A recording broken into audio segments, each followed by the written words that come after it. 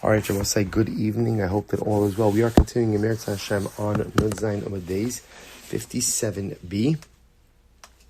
And we left off, if we flow at Makom Shenekra Mimenu Avodas Gilulim. Sorry, so it is 2, 4, 6, 8, 10, 11 lines up from the bottom. So remember again, the Mishnah said that if you pass by a place which had idolatry and then idolatry was uprooted from it, so you go ahead and you make a bracha.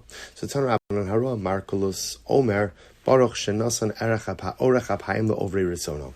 This is interesting. If someone sees the Markulus, someone sees Markulus. So Markulus was a type of Avodah Zarah. So a person goes ahead and sees Markulus, or a place where either you see actual Markulus or you see a place where there was Markulus. So make the bracha of Blessed are you Hashem, who essentially exhibits incredible patience to even those who transgress. Now, what's the logic? So the idea is, one would have thought that for Avodah Zarah, one would be destroyed or punished instantaneously. But yet HaKadosh Baruch Hu is slow to punish. He gives time for people to do tshuva. Makom shnekra min avodas kochavim. If a person sees a place in Eretz Yisrael where there used to be idolatry, but now there's nothing there anymore, Omer Baruch she'akar avodas kochavim me'artzenu. So blessed are you Hashem, who uprooted idolatry from our land. Ukeshem shnekra makom hazeh came to akar mikol makomos Yisrael. And the same way that the idolatry has been uprooted from here, it should be uprooted from all places in Eretz Yisrael. V'hashev leiv avdeim la'avdecha. And bring back their hearts, meaning the people who worship Avodah Zarah, bring back their hearts to serve you. But in Chutz La'aretz, so this is only in Eretz Yisrael, where unfortunately one has to assume that the people worshipping Avodah Zarah are Jews. So that's why we daven HaKadosh Baruch Hu bring them back to you. But in Chutz La'aretz, you don't have to go ahead and say V'hashev leiv avdeim la'avdecha, bring back their hearts to worship you. Why? Mipnei sheruba avdei kochavim, because the majority of people who live in Chutz La'aretz are not Jewish. Rabbi Shimon ben Elazar, or Rabbi Shmuel Silber says, no, af b'chutz la'aretz tzarich lomar kein. That's not true. Even in Chutz La'aretz, you have to say this phrase, V'hashev, bring back their hearts, Mipnei shasidim lehizgayer, because ultimately, again, in the future, in the Messianic era, everyone's going to convert. Shneimar as epoch el amim safa berura. Now, here's what's interesting. When we speak about this idea that in the future mankind will convert, so it's important to understand that lemaisa bepashtos, it doesn't mean converting to Yiddishkeit, but rather it means converting to monotheism. So there is this idea that even by the nations of the world, there is this concept that, remember, again, they should be monotheists. In fact, one of the Shemis L'Spnei Noach, one of the 7 Noachite laws, is not to worship idolatry. Darshan Hamnuna. Hamnuna says as follows: Haroeh Bavel Harasha Tzarach Levarich Chamish Berachos. So if one sees areas in Bavel that sees certain areas in Bavel, he has to go ahead and say 5 brachos. Now, what does this mean? Ra'a Bavel, if he sees the actual ruins of the city of Bavel, Omer Baruch Shehichriv Bavel Harasha. You see, blessed are you Hashem, who destroyed wicked Bavel. Because remember again, Bavel Nebuchadnezzar, the king of Bavel, destroyed the first Beis Hamikdash. Ra'a Beis Hashem Nebuchadnezzar. If you see Nebuchadnezzar's palace, Omer Baruch Shehichriv Beis Hashem Nebuchadnezzar Rasha. Say, blessed are you Hashem, who destroyed the palace of Nebuchadnezzar the Rasha. Ra'a Gov Shalarayos O Kiv Shanaish. If again one saw Gov Shalarayos Kiv Shanaish is the furnace and the lion's den. So remember again, what is this referring to over here?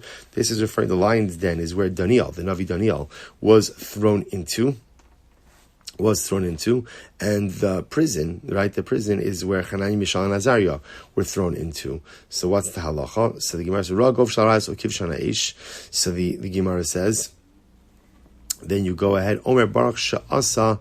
Baruch Sha'asa Nisim Lavasinu Makom Hazeh. Blessed are you Hashem, who performed miracles for our ancestors in this place. Ra'a Markulus, if you see Markulus from Avodah Zarah, Omer Baruch Shenasan Orech HaPaim LaOvrei Ritzono. Blessed are you Hashem, who's very patient even with sinners.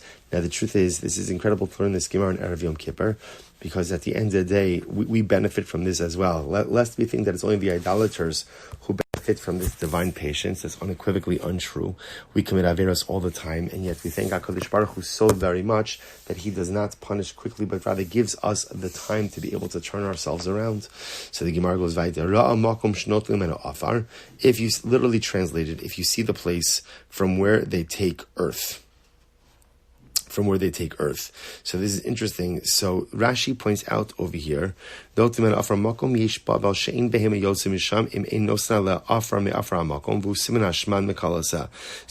over here, Shematilim Misham Afar Letet Libinyane Hamakom, Sof Sof Asu Hamakom, Osa Makom Ein Bo Yishuv V'lo Zer V'lo Netia.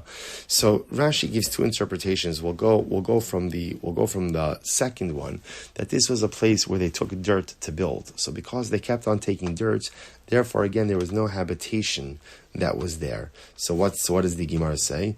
Omer, a person says the bracha, Baruch Omer va'oseh gozer u'mekayim. Blessed are you, Hashem, who literally again, who does, Omer va'oseh says and does, gozer decrees and mekayim, and upholds his decree. So the idea over here is that HaKadosh Baruch Hu prophetically, or said to the Nevi'im, that Bavel would be destroyed. And from here you see in this area, there was no habitation in Bavel. Rava, kevachazi chamari deshachli afra, tarif luhu yada al gabayhu. So when Rava would see donkeys carrying dirt, so then again he would go ahead and hit the donkeys with his hand, and he would say, "Va'amar ruhuti tzadiki leme'aved ruusa demaraychu." Literally, again, run tzadikim, run righteous donkeys to perform the will of your master. Mar breid rabina kiavamati lebavel, and Mar breid rabina would come to Bavel, have a shakel afra besudari. He would take some dirt in his cloak, v'shada lebra, and throw it outside. V'kaim mashinemar betata sab b'matata hashmeid. Literally, again, I will sweep it away with destruction. Okay, Amar Ravashi, Ana hadra Rav Hamnuna lo shmiali. I never heard this din of Rav Hamnuna. Ela midatoi barchetinhu lekulu. But interestingly enough, so this is interesting. So Ravashi said, I never heard this particular halacha espoused, but I made all of these brachas, but I just made them really from my own understanding. Tap of Nun Ches 58a. Amar Rabbi Yirmiyah bar Elazar. Niskal Bavel, niskalu shcheneho. When Bavel was cursed, so the neighbors of Bavel were also cursed. Niskal Shomron, nisparchu shcheneha. But when the Shomron was cursed, its neighbors were blessed.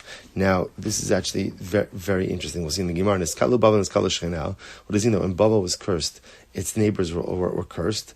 Dichsev, as the pasuk says, v'samtia lemorash kipod va'agme mayim. So literally, again, I'll make Bavel like a place for birds and pools of water. Now, interestingly enough, so what will happen? Therefore, again, what ends up happening here is, so Rashi points out over here, wild animals will come, and once wild animals are on Bavel, they'll damage the surrounding areas as well. However, when the Shomron, or part of Eretz Yisrael, was destroyed or was cursed, so its neighbors were blessed. What's the pshat? T'chsev v'samti Shomron li'i hasada lematoei karem. So literally, again, I'll make the Shomron into a heap of dirt, a place for planting. So the idea over here is that after the Shomron is destroyed, so unfortunately there's no habitation, there's no communities there, but it's turned into fertile ground. Incredible. Hara uchlusei Yisrael Omer. If one sees a large gathering of Jews, now Rashi points out over here, we'll see this is going to be 600,000 Jews. Omer, Baruch Chacham Harazim.